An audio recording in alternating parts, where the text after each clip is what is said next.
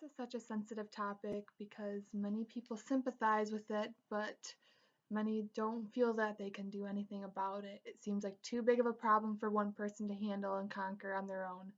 And that's why it's so important that we come together as a team to start making strides for the victims that have been influenced and for the ones that may be influenced in the future. The first step in solving a problem is recognizing that there is one, but change often comes with sacrifice, and that's often where people lose their devotion and refuse to move forward. The victims I want to discuss and recognize today are victims that can't speak up for themselves.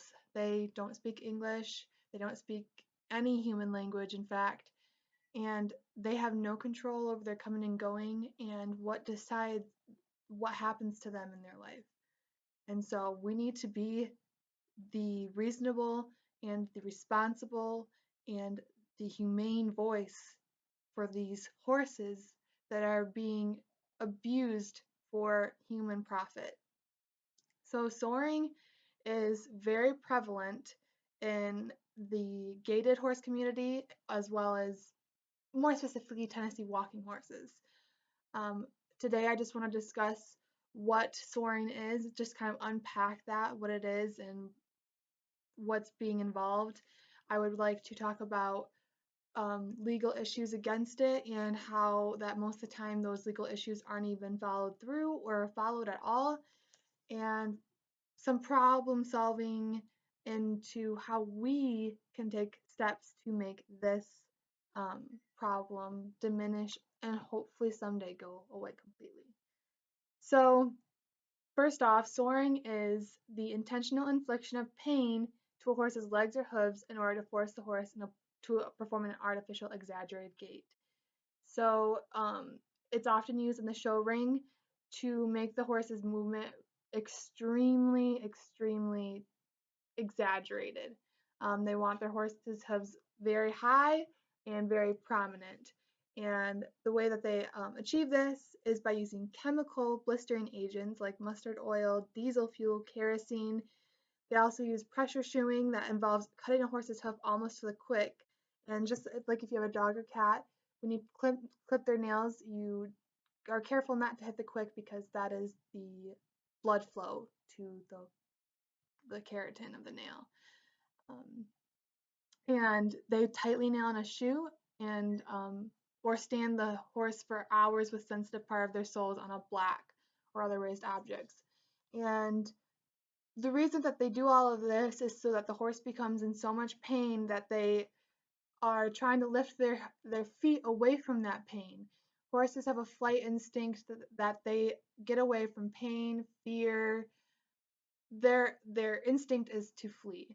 And so when they feel pain, they lift their hooves really high to try to avoid that pain, and that helps the owners get what they want in their performance. I have a few pictures of what soaring looks like, and when I was looking at these pictures, I wanted to start crying because it is so devastating. So this is a picture that is a good example of the shoes that are being pinned onto the foot, as well as a chemical agent that has literally burned through the skin and now has open wounds on the hoof.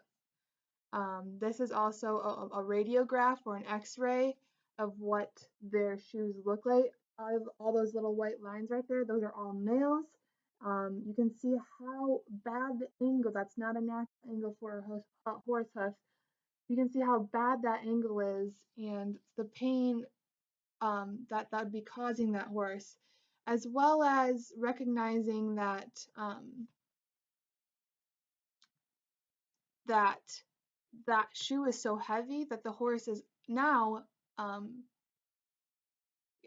experiencing the need to lift that heavy shoe, so they're going to lift their foot higher in order to lug that shoe around. So this is a picture of a performance horse. You can see how high that hoof is. Let's see if I can, this is also a good example. This is not a natural gait for this horse, and that in and of itself is wrong. Now, the reason that people probably do this is because if you haven't heard, horses are really expensive and the equestrian world is really competitive. And when you invest so much into a horse, you want to get something out of it. And so, from that side, I understand their desire to win and their desire to have money come back to them and to win and to be successful, but not on these terms. It is so wrong, so sickening, and so selfish.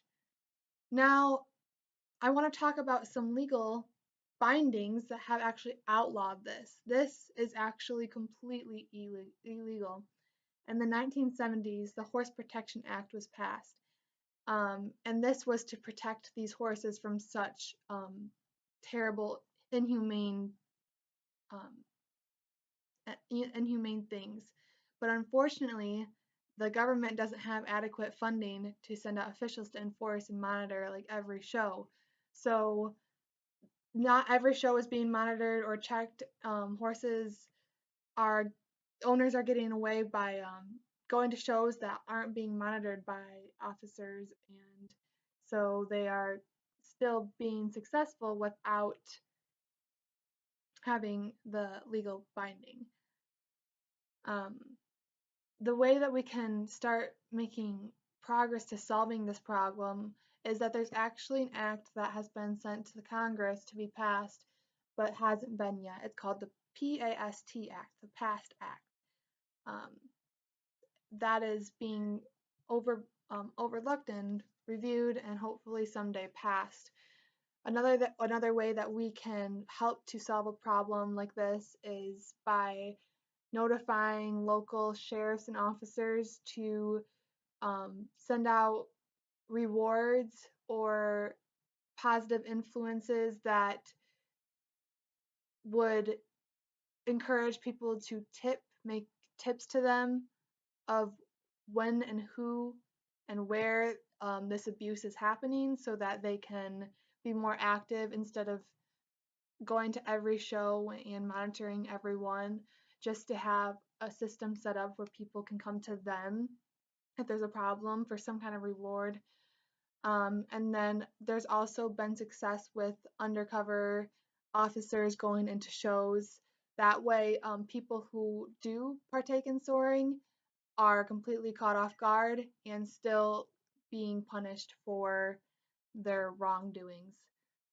Um, so there really is hope, and there's a lot of stuff that we can do as individuals to stand up for these animals as they cannot stand up for themselves.